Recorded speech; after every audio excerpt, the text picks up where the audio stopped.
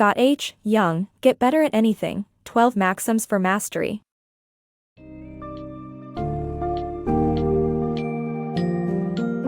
Imagine transforming your journey to mastery into a thrilling game of Tetris, evolving from basic block arrangements to achieving the high scores of personal and professional success.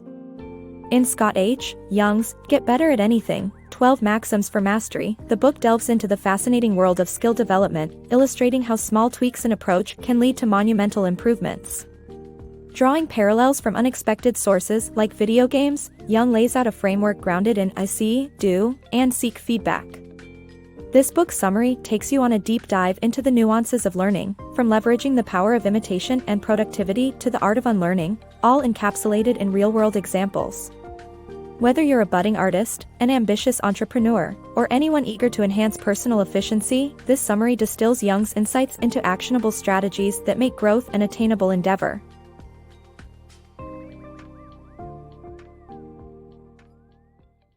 Mastering Tetris and Beyond. Want to excel in any skill? Embrace the powerful trio of observation, practice, and feedback. Delve into the world of Tetris, a game whose simple goal, arranging colorful four-block shapes into complete lines, mirrors profound truths about learning and self-improvement. Tetris was born in 1984, crafted by Soviet computer scientist Alexei Pajitnov. Initially shared through floppy disks, it quickly captivated players both in the Soviet Union and across the globe. For years, enthusiasts strived to reach the pinnacle score of 999,999, a feat first accomplished in 2009 by Harry Hong. By 2020, Joseph Saley had achieved this maximum score 12 times in a single tournament. Alongside Saley, 40 other competitors also reached the top score during the same event. Such occurrences naturally beg the question, what changed between 2009 and 2020 to spur this immense improvement in player performance? 3 vital shifts transformed the Tetris landscape. Firstly, YouTube revolutionized the way top Tetris players share their achievements. Previously, players would submit their scores to databases like Twin Galaxies, which merely published the results. YouTube, however, allowed for full match footage to be shared, enabling players around the world to witness and learn from champions' techniques firsthand. Live streams further enhanced this sharing, as expert players disseminated their strategies, tricks, and even hand movements in real time to a global audience. With a growing viewership, top players found motivation to practice even more, streaming their sessions and, in turn, engaging in endless hours of gameplay. This brings us to the second shift. These gamers amass tremendous amounts of hands-on experience, honing their skills with every session.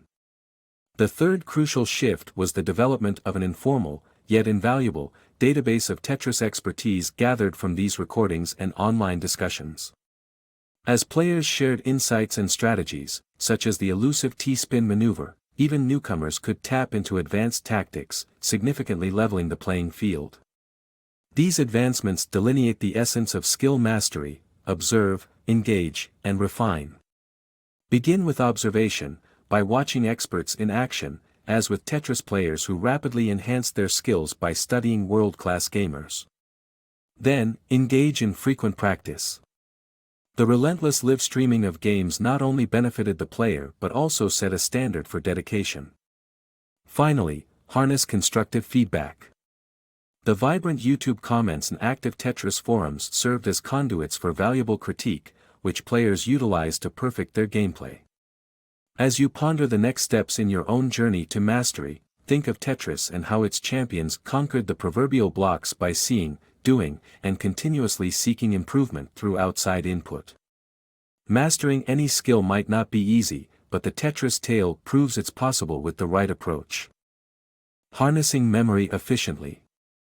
Imagine being asked to remember a sequence of random letters, only to find it's more challenging than expected. Now, what if those letters were reorganized into chunks like FBI and USA? Instantly, recalling them becomes far easier. This demonstrates the immense capability of human memory, while also highlighting its constraints. Think of memory as a large filing cabinet, and working memory as the small desk in front of it. Just as papers need organizing into folders before filing, information must be structured before our brains can effectively store it. In the 1980s, psychologist John Sweller explored this concept through a study on student problem solving. Initially, students could solve math problems, but few grasped the underlying method. Sweller realized that as students focused on solutions, their working memory became overloaded, preventing them from identifying broader patterns that drive deeper learning. He then examined two learning strategies: discovery learning, where students derive solutions themselves, and learning through worked examples, or copying. When subjects tackled new problems, those who had learned via examples performed significantly better. Does this suggest copying is superior to independent problem solving? Not entirely. Copying is invaluable when acquiring a skill initially; it helps organize new information.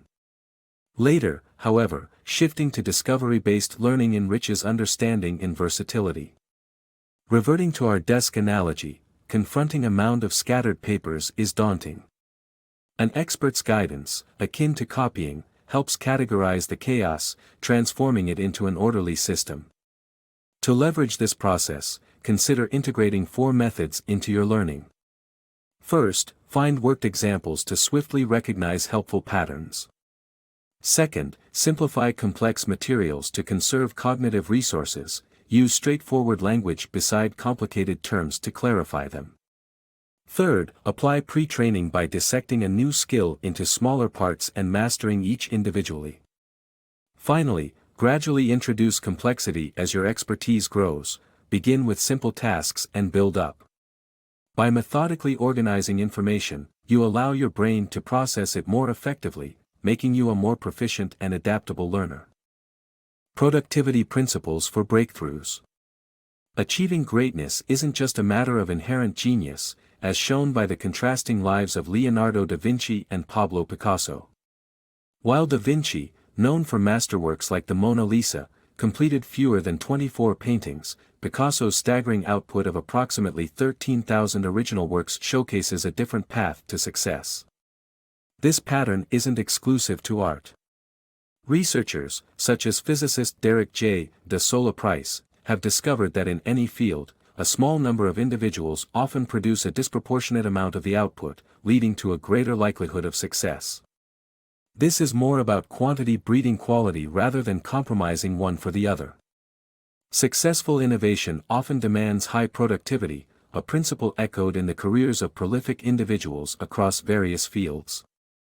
The psychologist John Hayes notes that celebrated composers and painters typically spent years honing their craft before achieving recognition.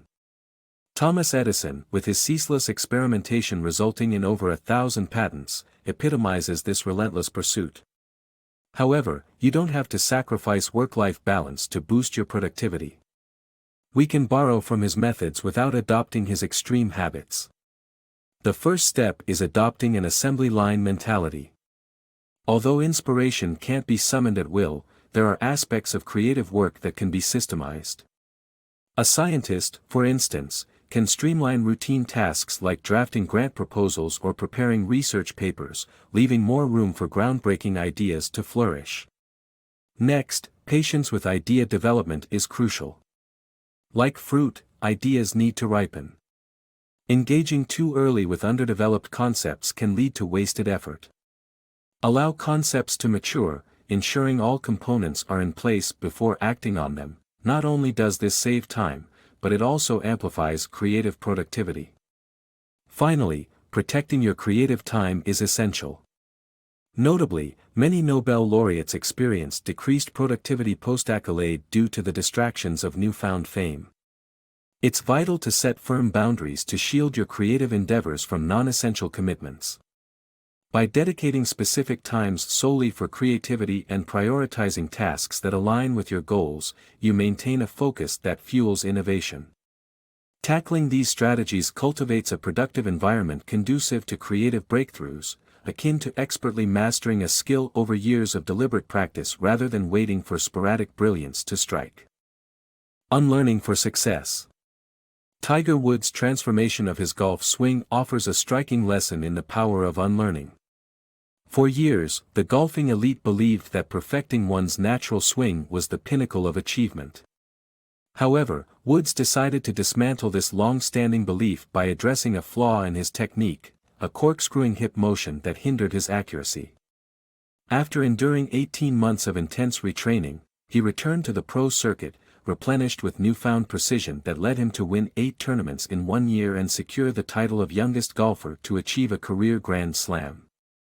This willingness to re-evaluate and improve underscores an essential truth about performance enhancement. Feedback isn't just about reinforcing what works but also about unraveling prior successes to prevent them from becoming stagnant habits. Wood's journey illustrates the critical process of unlearning, discarding outdated skills and strategies to avoid functional fixedness, a psychological phenomenon where existing perceptions limit potential. A classic experiment by Carl Dunker demonstrates this. Participants struggled to see matchboxes as anything other than containers, unable to envision them as candle shelves when faced with a challenge. Like Dunker's subjects, perceiving skills in one dimension can block you from accessing their full potential. Unlearning requires courage to confront and relearn the fundamentals of your craft, while temporarily enduring periods of lesser performance for the promise of greater accomplishment. To embark on unlearning, first impose new constraints to challenge entrenched habits. Habitual methods become deeply ingrained, your brain resists deviation from the familiar. By introducing limits, such as composing an essay without adverbs or painting without red, you push your brain to forge new pathways and explore different approaches. Second, a coach can be instrumental. Unlearning demands simultaneous skill execution and performance monitoring, which can overwhelm your mental resources. A coach provides the necessary guidance and real-time feedback, allowing you to concentrate on refining your technique. Lastly, favor renovation over reconstruction. Rather than starting from scratch, build upon a strong skill foundation by fine-tuning and enhancing performance. Ultimately, mastery isn't about persisting with well-worn routines but about persistently engaging with instability to elevate expertise. Emulating experts, practicing in optimal environments, and intently absorbing feedback are timeless strategies for self-improvement. This methodology illustrates how true expertise is maintained, by being open to perpetual refinement, even when it demands undoing what once worked, propelling oneself into unexplored territory for sustained excellence.